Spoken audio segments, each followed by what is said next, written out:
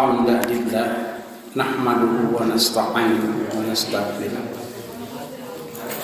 ونعوذ بالله من شرور أنفسنا وسيئات أعمالنا من يهده الله فلا مضل له ومن يضلل فلا هادي له أشهد أن لا إله إلا الله وحده لا شريك له وأشهد أن محمدا عبده ورسوله أما بعد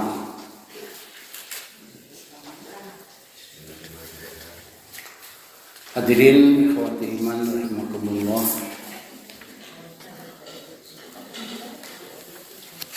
Pada kesempatan ini kita akan membahas tentang bekal musafir, doa dan ketentuan ibadah dalam perjalanan.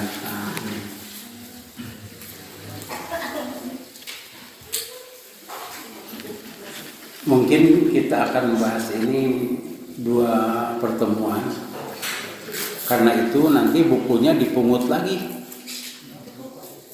Sebab kalau dibawa ke rumah mau dicanak di tadi hilapnya itu harus perlu didamang gitu ya, seperti Bulughul Maram aja gitu. Nanti urusannya dengan Pak Haji Lutis. Kalau kita mau safar kan sok minta bekal. Nah, ini bekalan Pak Abdi. Jadi ada yang berangkat haji, Ustaz jangan yang bekal, iya kita bekal. Bekal haji pasihan ya, bekal haji dan umroh. Nah, amplop nama itu lah. Itu ayah hartos nah amplop. Amplop di Abdi seger. Abdi tukang dagang.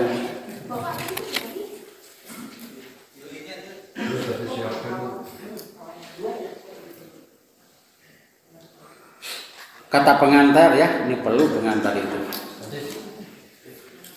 Alhamdulillah segala puji bagi Allah yang telah menjadikan kita sebagai mukmin dan muslim.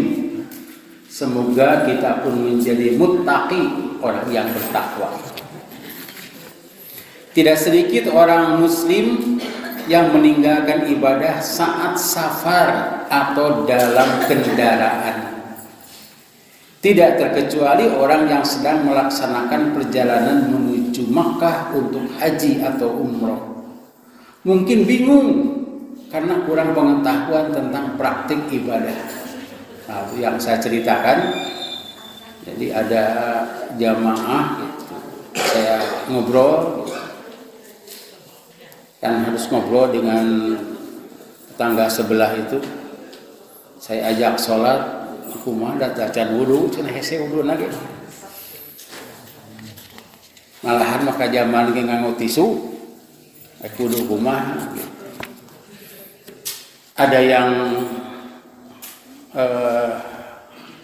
tayamum dipraktekkan begitu, ada yang ikut. Ada yang menyatakan nanti saja. Perjalanan haji itu kan 1 hari. Jadi di antara mereka ada yang ibadahnya nanti di Mekah, jadi salat zuhur 2 kali dengan yang kemarin begitu. Asar 2 kali. Eta ge mun inget. Iya kan? Kadang-kadang lupa. Setelah ke maktab ingat can salat tuh kan gitu. Insya Allah buku saku ini, saya sebut buku saku, meh biasa disakuan atau dilebetkan karena dompet, dapat memberikan petunjuk ibadah saat safar. Sengaja pada buku ini tidak mencantumkan dalil secara utuh. Nanti dalilnya kita bahas di Bulughul Maram. Namun hanya kesimpulan saja agar dapat diamalkan dengan mudah. Di samping itu sangat cocok sebagai hadiah untuk sahabat atau saudara yang akan mengadakan perjalanan jauh. Gitu kan, kalau ada yang akan berangkat jauh itu kita kan datang ya. Tibatan masih ada amplop, kumpul. Kasihan dia.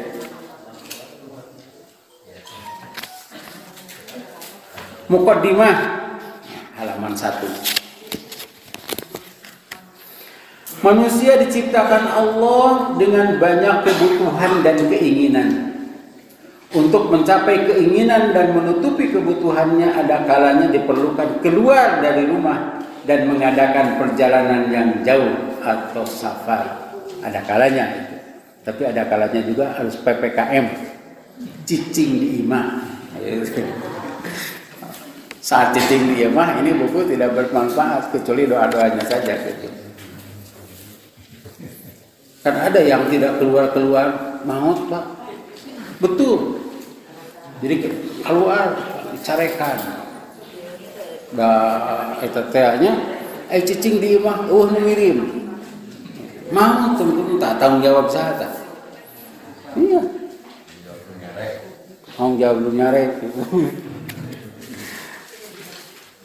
Saat kita mengadakan safar atau dimanapun kita berada, ibadah harus tetap dilaksanakan.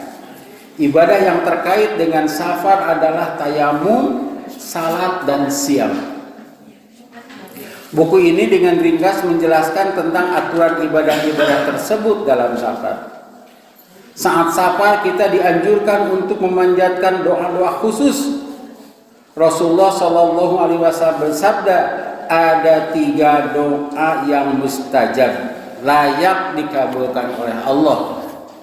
1, doa orang tua untuk anaknya. Jangan bosan-bosan mendoakan anak. 2, doa musafir, orang yang safar. Jadi kalau kita safar juga jangan bosan-bosan untuk mendoakan diri sendiri, orang tua, keluarga, bahkan orang lain. Ingat, sebab ada orang lain yang tidak pernah bertemu atau jarang bertemu.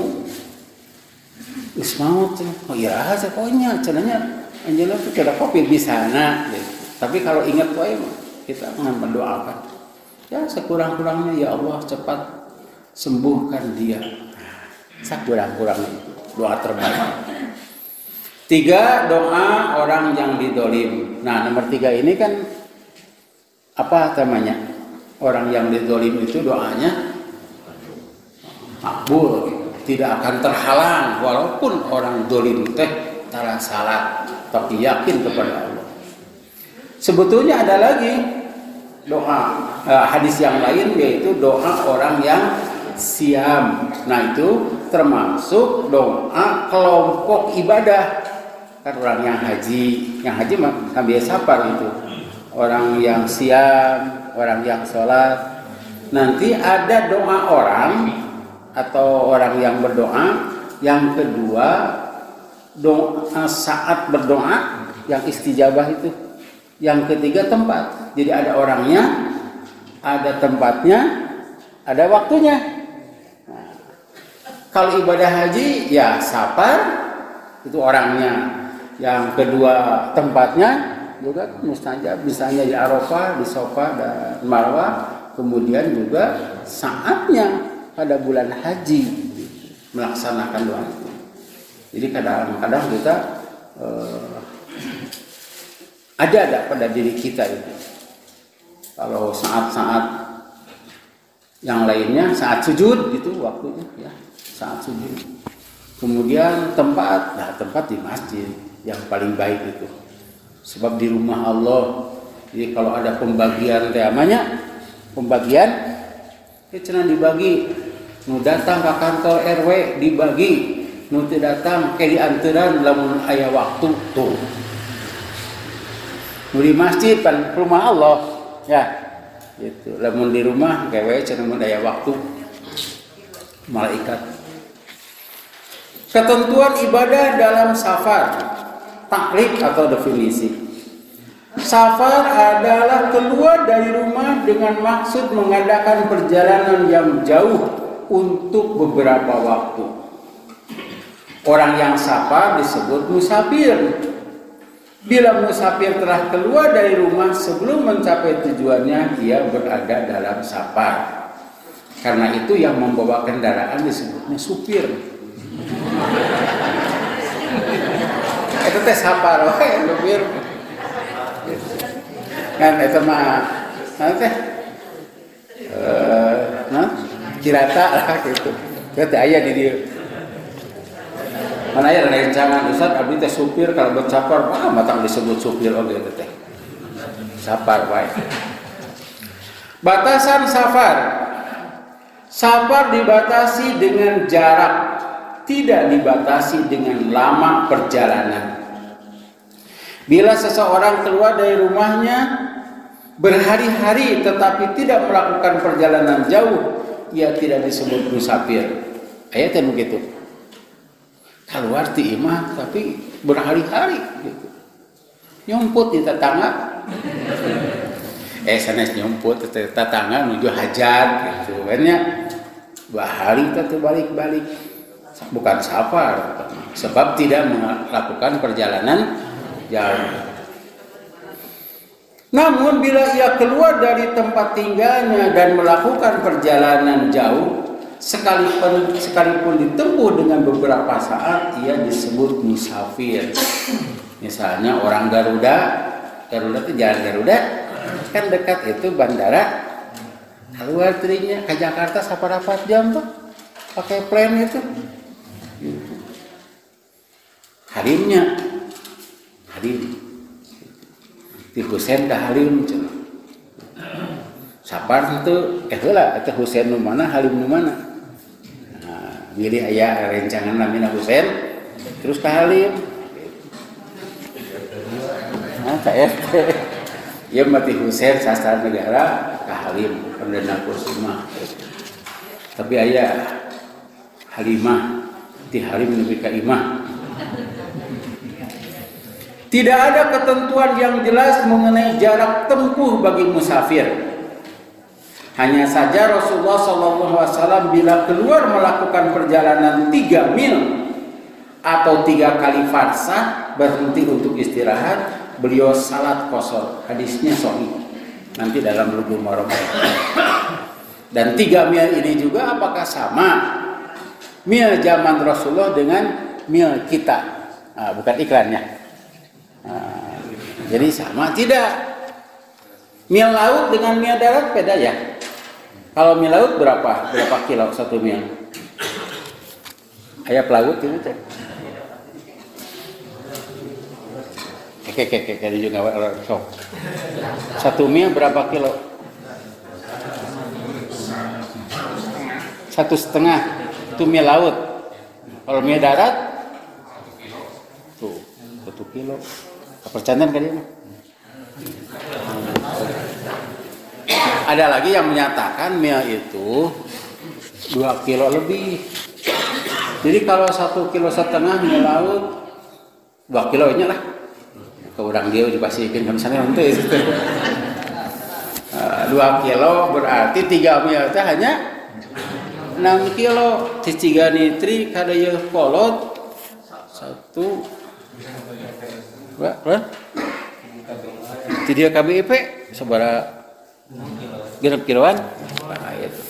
Ngan jelas mah di dayah kolot aya itu 8 km itu 0 km Asia Afrika teh. 8 kilo tadinya teu percanten mah diukur dewe nya. Nah, ini juga tidak jelas tentang istirahat. Apakah perjalanannya dengan jalan kaki? Di sana tidieu teh kadieu kolot istirahat, tidinya teh nyirok. Tidaya kolot dari ka jalan tol, jalan kaki istirahat tidinya. Cocok.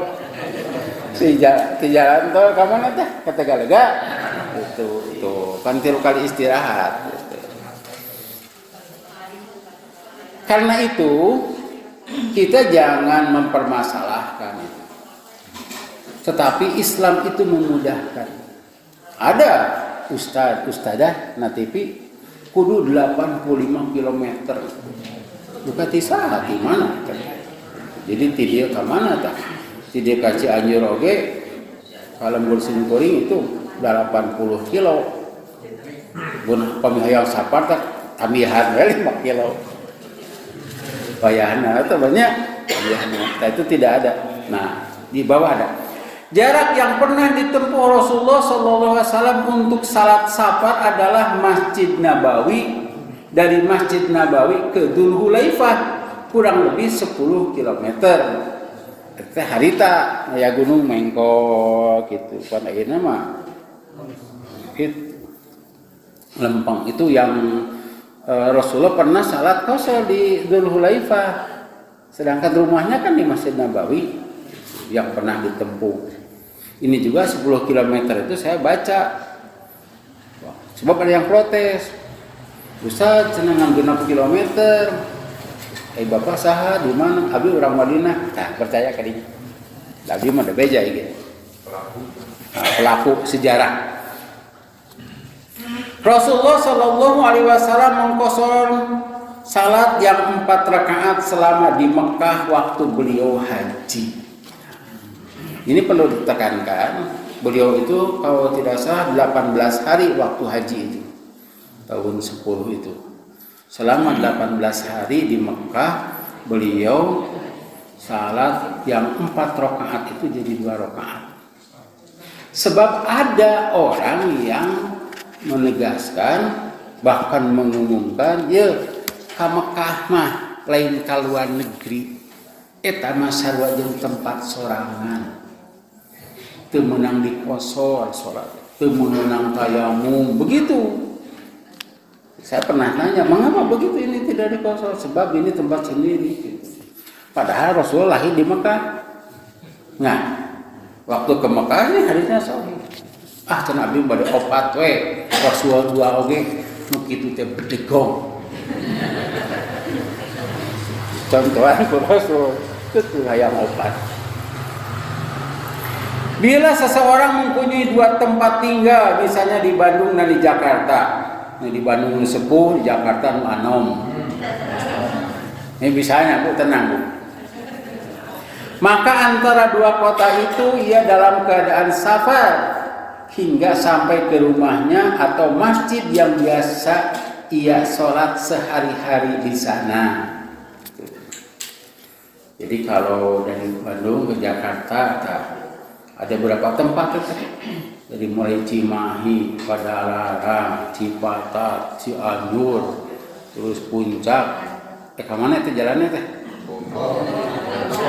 Bogor atau itu adalah safar. Murid itu dan ibu-ibu, bapak-bapak biasa sholat di tempat ini. Itu sudah masuk ke rumah. Saya biasa sholat di Masjid PP. Nah, walaupun belum sampai ke rumah.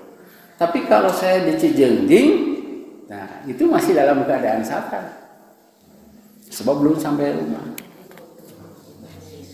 Saya pernah itu diajak oleh Ustaz Sodikin, ya Haji Sodikin, itu almarhum ya, dibawa keluar kota gitu. Di Antosan Luhur. Saya berarti di Masjid Logam itu 2 rakaat. Yang mempermasalahkan murid beliau, saya Ahmad 2 rakaat. Gersapar, wah itu juga itu cuma kalau Logam sapar. Padahal rek keluar kota itu teh. Atau bapak-bapak mau berangkat umroh atau haji diumumkan pernah tuh ya? Berkumpul berangkat sama-sama dari pesantren Tiganiti, pernah kan? Dulu itu tahun berapa? Nah, saat itu saya jadi imam. Kata bapak-bapak, ibu-ibu, silakan untuk sholat asar sekalian. Abdi mau cenah urang GBA, iya. Sekarang bapak ibu sudah safar, begitu. Nah, atas dulu. Meni atau rek 2 rakaat. Malahan ngajakeun. Deuh ini kabanyaran. Eta napi tuh angkat kan itu berangkat ke Pleret. Tapi ya rek eta wungkul teh. Rek naon ke Pleret teh? Tuh. Jadinya naik kereta deui. Wih deui ya ka Bandung. Teu safar. Seorang yang pekerjaannya supir, giringan ayat. Dan tiap hari melakukan perjalanan jauh, ia termasuk musafir. Mahasiswa yang kos di luar kotanya tidak termasuk musafir, tetapi jika hanya beberapa bulan di penginapan, ia termasuk musafir. Nah, ini pernah dipermasalahkan sebab ada mahasiswa yang kuliah di Staipi, siapa Dabi mah 2 tahun teh. Karena itu tidak ada kejelasan ya. Dikarenakan tidak ada kejelasan, jadi dimaafkan. Asal jangan ada dalam hatinya malas. Abdi mah cenah ka dieu teh. Coba we Pak ngahajakeun hayang buka saum. Pak Katimahi coba ka Sumedang.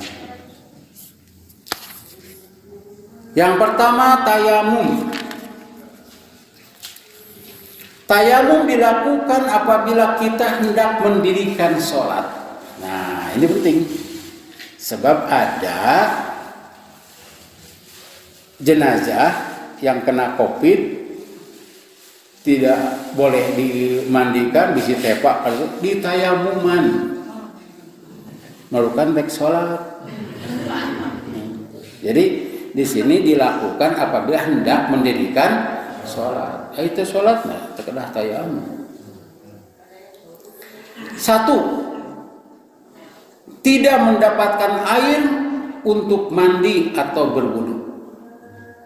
Jadi ada yang disebut mandi wajib. Kita sudah pelajari itu. Mandi wajib. Mandi janabah. Cenah ku wudu, tidak bisa. Harus dengan tayamum. Tayamum itu mengganti mandi. Sedangkan wudu tidak mengganti mandi. Nah, harusnya ya, ada. Jadi tayamum itu mengganti mandi dan wudu. Wudu itu tidak bisa mengganti mandi. Ada yang bertanya, piraku cenah eta ku cai ari begitu ketentuannya. Ari eta nama diwasu gitu, tapi tetap tayamum itu mengganti. Yaqumut tayammumu maqamal wudu'i wal igtisali minal janabah, itu dari nanti. 2. Dalam keadaan sakit yang tidak boleh kena air atau tidak mampu berwudu. Tidak boleh kena air. Itu boleh tayamum, tapi tidak boleh kena airnya itu apakah kan aya geuningannya Bapak mau teu kenging ibak cenah saminggu. Nah, gitu kan. So dokter teh teu kenging ibak. Penyawat naon teh? Penyawat kulit biasanya. Tapi kalau misalnya yang tidak boleh kena air itu tah siga cingir, sakit wudu we eta mah teh. Ieu ngomong kitu keneh Pak. Tah kitu. Pemintih ngau plastik. Itu mah wudu. Jadi dalam Qur'annya apabila kamu sakit, nah sakit itu sudah jelas tidak boleh kena air, atau boleh kena air tapi tidak mampu untuk mandi, tidak mampu untuk berwudu, itu tayamum. Yang ketiga saat safar walaupun ada air, itu boleh tayamum. Musafir yang sakit boleh berwudu atau mandi bila tidak ada halangan. Bagi musafir tidak lebih baik daripada berwudu atau mandi. Hal itu tergantung situasi dan kondisi. Nah, ketika kita safar, apakah tayamum itu lebih baik? Tidak. Apakah wudu itu lebih baik? Tidak. Pertama, kumaha situasi dan kondisi. Misalnya ini urang teh piknik. Kedah piknik teh Pak. Aya dalilna teh. Piknik teh aya. Quran surah Al-Hajj ayat 46 asana mah. Di dalilan.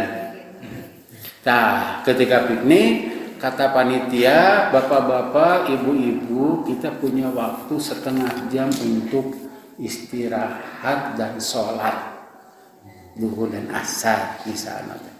Nah, ari teh Pak, di zaman teh ngantai. Maka tayamum lebih baik. Apalagi nu ieu karek wudu itu geus aya pengumuman salatna moal terus. Ya. Lebih baik itu. Tapi air ada, tapi sedikit. Itu mungkin saja ketika di Muzdalifah misalnya, air itu banyak, tapi kan orang ribuan. Jumlah jamaah itu sampai 2,5 juta, tapi di lokasi itu ribuan. Itu tidak mungkin untuk mapai gitu. Lebih baik kita sholat dengan tayamum.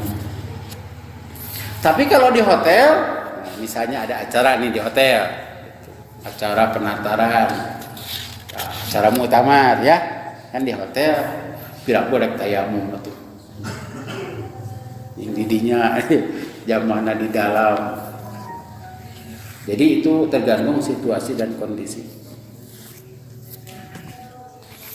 Kaifiat cara tayamum, tepukan kedua telapak tangan secara bersamaan ke tempat yang ada debu atau tanah, debu tanah yang bersih yang menempel, disebutnya dalam Quran itu so'id dan thayyiban. So'id itu naik, ngapung so'id dah.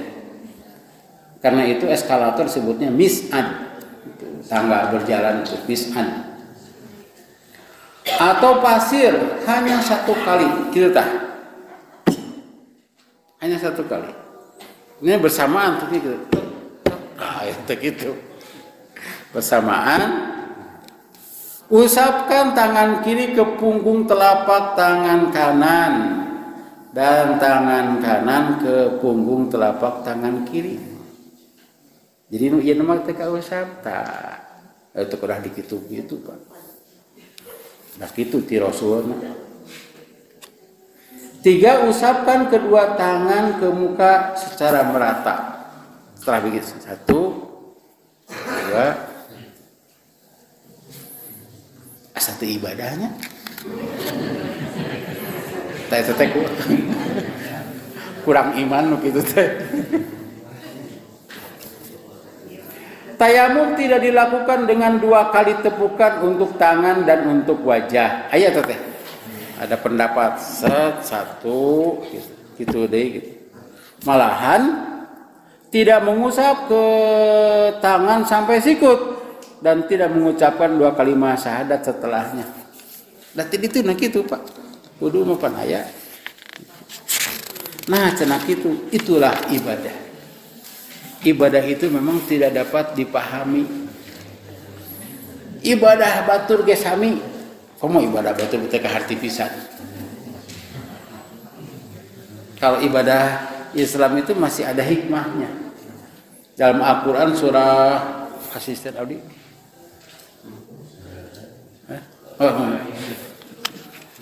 Surah Kalimah ayat 6 cobi di Al-Mustah. Sing tarik tes sekolah abad karena ieu karena suanten ieu.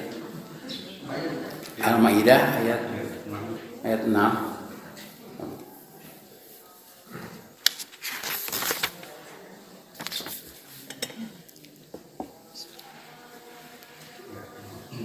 Wahai orang-orang yang beriman, apabila kamu hendak melaksanakan sholat, maka basuhlah wajahmu dan tanganmu sampai ke siku, dan sapulah kepalamu dan basuh kedua kakimu sampai ke 2 mata kaki.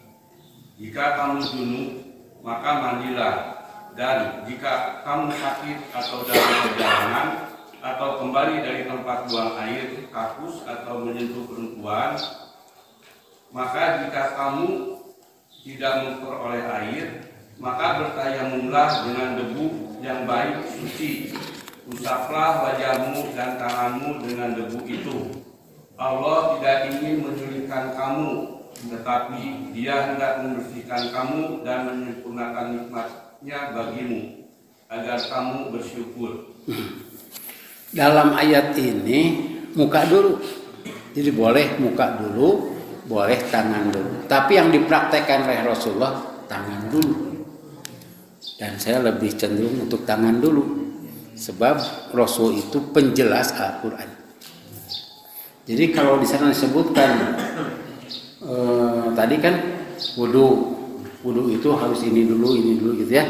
Nah, untuk prakteknya lihat Rasulullah Shallallahu Alaihi Wasallam. Sebab mencuci tangan itu 2 kali. Gitu ya. Malahan begini tentang wudhu ini. Ada yang menyatakan wajib dalam Quran itu wajib itu tangan, muka, usap kepala dan kaki. Berkumur-kumur tidak wajib. Karena dalam Quran tidak ada kumur-kumur. Padahal dalam Quran ada berkumur-kumur. Cucilah wajahmu. Nah, bagaimana cara mencucinya?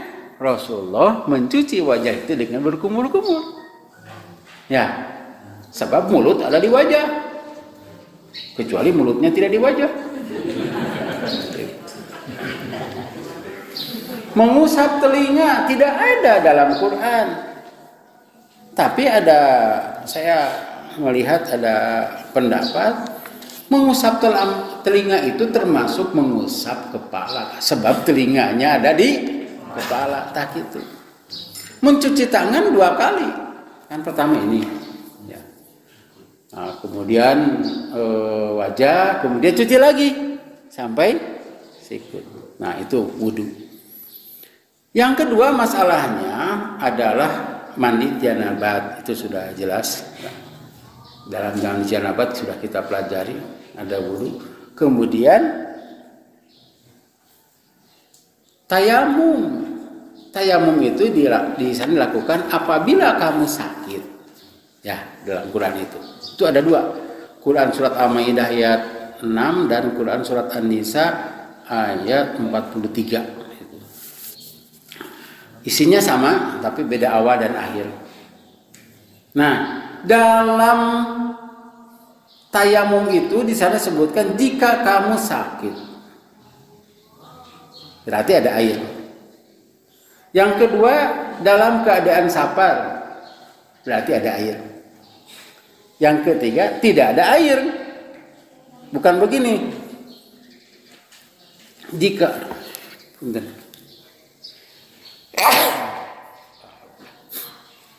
upami bersin duit 3 kali eta teh sehat. Langkung ti opat tah. Cuma wartosan gitu. Sabab itu lebih terhormat anu tibatan batuk. Itu cenah bau sehat. Komite kaameuh kita ulangi lagi ya. Itu. Margi aya anu batuk poe pan kada kitu tok bersin. Ieu mah bilih begitu. Ini kan ada 3 meter. Jadi di dalam Quran disebutkan sakit. Tidak begini, jika sakit tidak ada air. Tidak ada air mah kudu sakit wae atuh. Ya. Jika safar tidak ada air, teh safar oge kalau tidak ada air mah. Oleh tayamum karena itu sakit yang tidak boleh kena air atau tidak mampu menggunakan air. Yang kedua itu safar walaupun ada air. Nah, baru yang ketiganya jika tidak ada air. Kemudian masalah selanjutnya di sini disebutkan Allah tidak hendak menyusahkan kamu. Itu ya. Ulangi lagi bacaannya coba. Artinya. Wahai orang-orang yang beriman, apabila kamu hendak melaksanakan sholat, maka basuhlah wajahmu dan tanganmu sampai ke siku, dan sapulah kepalamu dan basuh kedua kakimu sampai kedua mata kaki. Jika kamu junub, maka mandilah, dan jika kamu sakit atau dalam perjalanan atau kembali dari tempat buang air, kakus atau menyentuh perempuan, maka jika kamu tidak memperoleh air, maka bertayamumlah dengan debu yang baik suci. Usaplah wajahmu dan tanganmu dengan debu itu. Allah tidak ingin menyulitkan kamu, tetapi Dia hendak membersihkan kamu dan menyempurnakan nikmat-Nya bagimu, agar kamu bersyukur. Nah, jadi ada beberapa masalah di sini. Jangan merasa bahwa dengan tanah itu, jadi bukan tanah yang di bawah. So'id itu tanah yang menempel di sini. Ini karena datar. Nah, itu so'idan thayyiban, yang bersih. Allah akan berkehendak membersihkan kamu. Malahan tanah itu banyak manfaatnya. Tanah itu bisa menetralisir racun. Kan ada itu bejana yang dipakai anjing untuk minum, bukan dijilat. Dari anjing mah minumnya begitu, dijilat. Jadi bejana kita ari paranti anjing menteu, teu di kumbah tanah itu. Ima bejana kita dipakai anjing untuk minum, kemudian dicuci 7 kali, diantaranya dengan tanah. Kemudian juga tanah itu pembersih, ya, dan bisa menyaring racun. Misalnya ada septic tank. Antar septic tank dan sumur itu minimal 10 meter. Kade ulah ada ting. Sumur ya, ini sumur biasa, bukan sumur bor. Kalau sumur bor kan ke bawah gitu. Awas bocor. Dan itu jadi bersih dengan tanah itu. Malahan ada orang yang sengaja dibalur ke tanahnya. Kan aya geuningan mandi lumpur. Gerelis teh mandi lumpur lantaran tara ka sawah. Dan kita Pak sekarang sudah tidak ada sawah ya di kita juga, kok bebelokan gitu. Itu mandi lumpur. Saya pernah itu melihat orang yang mandi lumpur di Laut Hitam, di Laut Mati. Mah aja we di kitu teh. Terus kuring taroskeun naon eta teh meh halus. Tapi eta teh anu ngabalurna teh teu halus. Siga tukang bulu menumbuh bulu gitunya emang itu kumisan teh jangotan mau apain. Jadi itu kakara yang percaya. Yang jelas ada itu ya. Malahan norit, tahu norit?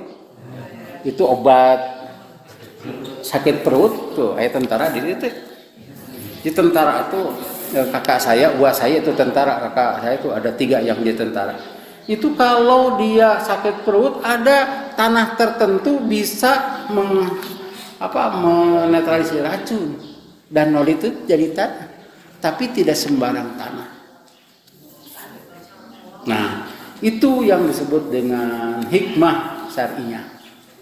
Jadi jangan ragu-ragu. Tekengeng ibu-ibu kuwedak. Abdi tas tayamum tidak kuwedak, tidak boleh. Sebab harus dengan tanah. Kengeng karena kaca tidak boleh. Harus ada debu. Mun kacana cling teu sah. Jadi harus karena debunya menempel di mana we dina kaca. Kan itu ada yang menuduh, orang Ciparai menuduh saya, Saudara Ahmad bah, kita tayamumna karena kaca. Abdi teh fitnah. Bisa melihat saya bukan kena kaca, tapi kena debu. Kena kaca mah katingali debu teh nya. Kena debu, kebetulan debunya ada di kaca. Kita dalam kacana siga di celing gitu mah desa gitu. Malahan saya melihat orang Arab karena tanggung batur. Ya karena ting batur teh kitu we tah dari ibadah haji gitu. Tayamum. Cicing kuring teh nya ada aya debuan banyak dikitukeun. Ketika di kapal saya bertanya, itu ada yang bertanya, aya debuan gitu ieu teh? Aya, catepan ayanya gitu. Kemudian ada pramugari yang kebetulan pramugarinya orang Sunda. Neng, hari esok dibersihan, nya tuh cenah bersihan gitu tuh. Ya, cetek berarti aya debu. Disedot cenah teh cek si Neng teh. Berarti aya debu. Mun ragu-ragu, wah itu jangan ragu-ragu ya. Sebab ada orang yang membawa tanah. Ngahaja si tanah teh ngagali heula 1 meter cenah. disangrai, dipoekeun, diasupkeun kana kain gitu. Eta teh betul Pak ini untuk ibadah haji teh. Supaya dina makanya tuh aya pengalaman Pak Haji. Pengalaman ningali batur. Eta teh di kitu tah. Jadi aya asupkeun kana kain baru tayamum. Ngan gigireun abdi teu tayamum. Antaran eta kain jeung taneuhna aya na koper. Kudu asupkeun kana teng-tengan. Atuh cek abdi teu nginyeum ka batur, da moal da saur ajengannya kudu taneuh sorangan. Jadi itu ibadahna teh Pak. Aduh karunya bisa. Ternyata tentang tayamum ini banyak sekali. Malahan ada yang sampai sikut padahal tidak ada. Waktu ditanya mengapa sampai sikut? Kan wudu oge dipikana sikut. Atuh heke ketemu kayaknya. Sebab wudu oge ketemunya berkumur-kumur. Nah, ini tayamum justru itu. Tong sok ditamihan. Asa kurang teh harus harus dihilangkan. Ini ibadah. Ibadah itu tidak dapat dipahami. Punten. Anu hitut bujur yang dibasuh adalah wajah. Padahal wajah itu masih kena basuh. Gitu we. Itu saja yang dapat saya sampaikan. Mudah-mudahan ada manfaatnya. Kita lanjutkan nanti. Bukunya dikumpulkan lagi supaya tidak dibawa ke rumah.